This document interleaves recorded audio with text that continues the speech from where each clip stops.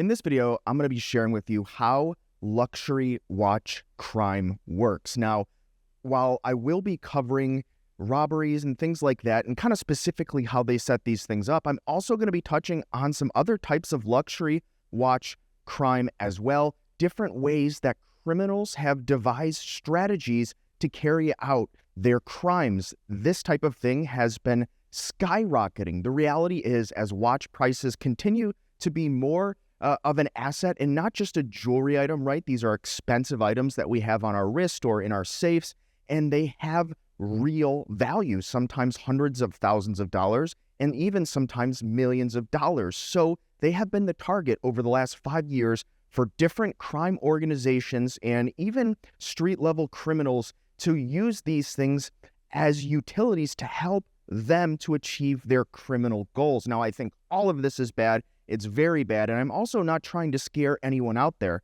Although crime has risen in certain parts of the world, including the US, as well as this particular type of crime, at the end of this video, I'm going to be sharing with you some tips or tricks that I've picked up being in the industry, the luxury watch industry, for so long now that can help you to remain vigilant, aware, and also try to mitigate your losses with your luxury watches. And before we jump into it, guys, I would appreciate it if you could check my new website out, a marketplace for watches, Chronogscom, where you can buy and sell watches right now at 0% commissions and 0 listing fees. And if you're in the US, because right now this is just the initial market for the MVP product, we're shipping just with inside the United States right now, hopefully the rest of the world later when we get there. But right now, if you are in the United States, make sure to sign up for a free account at Chronogscom, where you'll be entered to win in a drawing for this Tudor Black Bay watch. Make sure to do that before June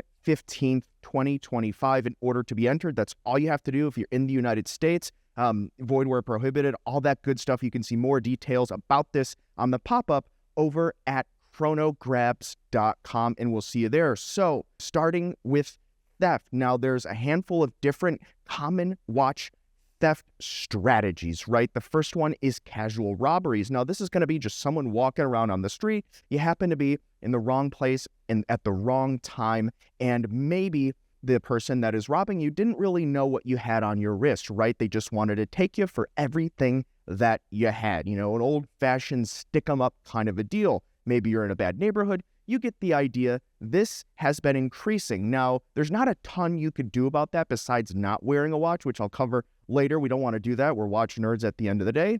But this has increased, and it's something to be aware of your surroundings. Now, rolling on to the professional crimes. There are a couple of different professional criminal types that focus on luxury watches, and the first one is the spotting situation. So whether you're at a watch meetup, I'm not going to talk about all the different groups, but you're at a watch meetup, or you're at some type of event, or maybe you're at a bar or restaurant, or you're in a nice neighborhood, you're walking down Worth Avenue in Palm Beach or Rodeo Drive, Beverly Hills. They have spotters that know a lot of the kind of common brands to look out for that are easily exchanged for cash on the secondary, more able to be liquidated for cash or cash convertible, right? Think of the Rolexes on bracelet, think of, Audemars Piguets, think of Richard Milles. You get it, the ones that people know and recognize, and there's a high demand, so they can turn them quickly.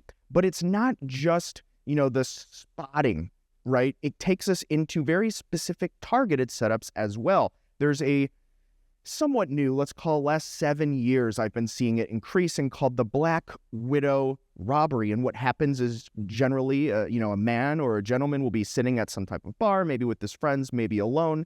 Obviously, alone's probably a little bit better. And they'll have, a pretty girl walk up to them and kind of, display this great interest in them. Now, for you guys out there that are not used to this type of thing happening normally, that should be a red flag right away. It's like, well, what's going on here? Something seems a little off. If they're too into you, what's the catch, right? So the Black Widow thing, generally, they'll put something in your drink, or they'll try to get you, maybe try to come back to your place, to your hotel or your apartment. You get the idea, and you see it in the headlines, you see it in the news stories all the time. I see it in the dealer chat groups. Someone, falls for this type of thing. They wake up 12 hours later. They have no idea what happened. They have amnesia. They just kind of figured that something was in their drink and they've been spiked.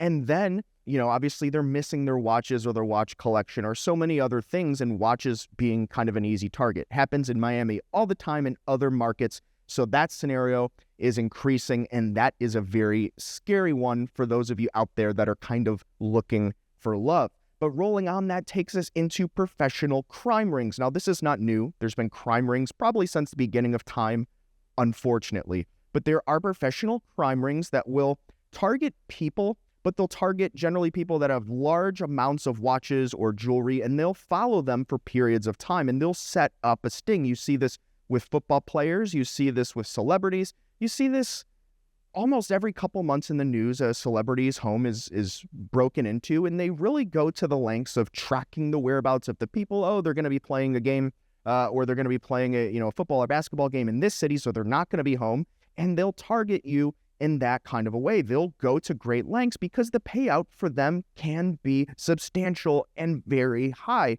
So unfortunately, this has been happening more, but it's also not just for celebrities or individuals. This happens to dealers sometimes, jewelers, jewelry stores, watch dealers, where a very similar thing will happen. They'll follow them, they'll stalk them, they'll spy them, and they'll try to get an idea of where they're going to be, where they're not going to be, and they'll set up a professional sting. This happens. It's a very scary thing, and it's something that's actually been really concerning the industry for quite some time. So a lot more caution has begun to be exercised. Now that takes us into other types of luxury watch crime, which is going to be generalized as other activities. Maybe not theft, but maybe connected to theft. And that's going to start with shipping stealing. Now, we had this happen to us one time back at Del Rey Watch through, I don't want to say the carrier, because ultimately we did manage to hunt down the watches. It's kind of a wild story. Maybe sometime I'll share it with you with Federico, my ex-business partner, when I was over at Del Rey Watch. But essentially what happens is, unfortunately, people do get jobs at these shipping companies, and the shipping companies do put a notice in their system some places sometimes that say it's a high-value package. Kind of that package is skirted off or hits a gray or blind spot when the camera systems in the shipping or kind of the the transit centers where the packages move through, it kind of slips out. Someone opens the box, it goes here, it goes there, it just goes missing. So there's sometimes inside jobs with these shipping companies. I'm not saying specifically any shipping company. I don't want any kind of liability here, but I've had this happen to myself, and I've known other dealers where this happens. That's why insurance really comes in handy. Now that takes us into another very unfortunate one, and this is money laundering. Anything that has high value and is not too easy to be tracked, like a car with VIN, even though I'm sure that happens with vehicles. But the reality is these things have substantial value, and the more demand there is for those watches, the easier they are to be able to be converted to cash. So unfortunately, kind of unscrupulous people will use, traditionally diamonds, but even, to the extent, depending how much they're trying to launder, they'll use things like luxury watches. I'm sure you can follow how this goes, but not just laundering the money. Also, it takes us into avoiding currency restrictions, right? There's certain countries where maybe sanctions are placed upon, high restrictions on what can be done with the currency, how much currency can go in and out of that particular country or nation state. And so, you pop a Richard Mille on your wrist. Don't do this for sure. But some people, obviously, maybe go to a country with a couple $100,000 watch on their wrist. They pop up there, and now they've got a cash convertible thing on their wrist. They can convert to hundreds of thousands of dollars potentially. That just seems like an opportunity for criminals, unfortunately. But also there's sanctions, right? There's some countries that are just kind of on the, they've got a lot of people on the OFAC list, so they don't kind of make the cut for the monetary restrictions placed on some countries of what other countries are willing to do in terms of coming in. So very similar to kind of the currency restrictions, but specifically it's sanctions. Maybe there's, some extended corruption or something in that country. Obviously, watches and other cash convertibles would be popular for someone looking to do that. It's clear that these things are on the rise. I hear it. I see it. There's endless news stories where you can see for yourself. I'll put a couple clips here.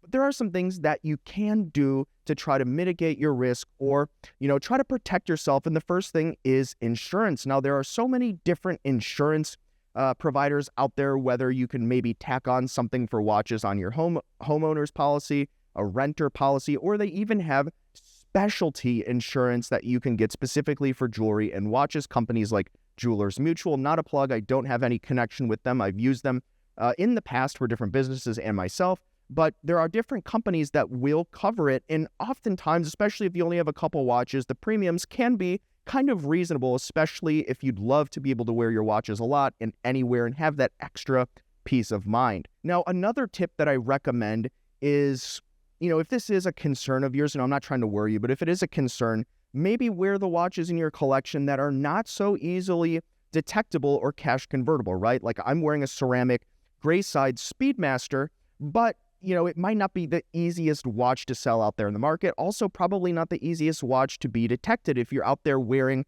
an AP Royal Oak and gold or something, or you're wearing a date in solid gold. You're wearing one of these noticeable, watches like Rolex on the Oyster or Jubilee band. That's detectable. That's going to be spottable, and that makes you, unfortunately, a little bit better of a target for a criminal. So, if you're not set on wearing these watches and, you had a choice, I'd say, maybe consider wearing something that's not so detectable or that, a criminal's really going to care about, right? Like, so imagine a scenario where someone's being robbed and they say, give me all your stuff. So they're taking off their watch, they hand it, to the robber. The robber looks at it, is like, oh, wow, I thought this was a Rolex. Like, what are you doing here? And I can just kind of picture the scenario where the watch collector that's being robbed is like, wait a second, that's a spring drive movement. It's super accurate. It's got the new bracelet. It's a Grand Seiko, la, la, la.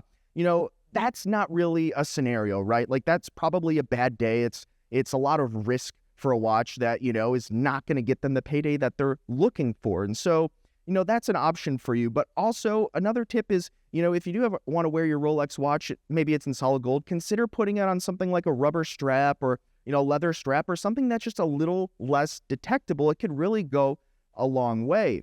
Now, there are some other basic kind of obvious things to consider. Always be aware of your surroundings, especially in an unfamiliar place. The reality is this has become more common. So if people are kind of looking at you or you're catching them kind of looking at your watch, or they maybe even make a comment, exercise great caution when it comes to this. You don't want to be on the losing end of a robbery, or really any end for that matter, but you get the idea. Try to be aware of your surroundings and try to think of what people's intent are when they're kind of surrounding you, especially, if there's really no reason for them to be kind of, interested in what you're up to.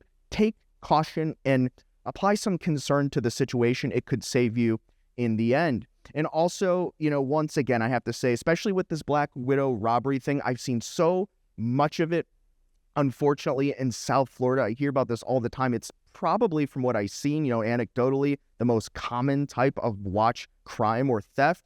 Once again, if you're maybe a younger man or a man in general, you're kind of hanging out somewhere, you're having a couple drinks, be careful of your drink. Watch what they're putting into your glass. Personally, I don't drink, so this really wouldn't be, a situation that, I would fall for, because I'm not drinking at a bar or anything like that. I generally avoid those places, just my personal preference. But if you do kind of, frequent those establishments, be very careful with who's hanging around your drinks. If you go to the bathroom, put something on your glass or finish it beforehand. Trust me, guys, this has been happening more. And once again, in kind of summation here, I'm not trying to scare you, but just kind of provide you insight for what I'm seeing out there in the watch market, watch trading. And unfortunately, this is a rising concern, and I'm here to share it with you. And guys, before we end, please don't forget to go over to chronograbs.com, sign up for a free account, especially if you're in the US, be entered to win in the drawing by June 15th of that Tudor Black Bay watch. If you have any watches to sell, also, you can just list them there. 0% commissions, 0 listing fees. I would appreciate it. And we'll see you next time.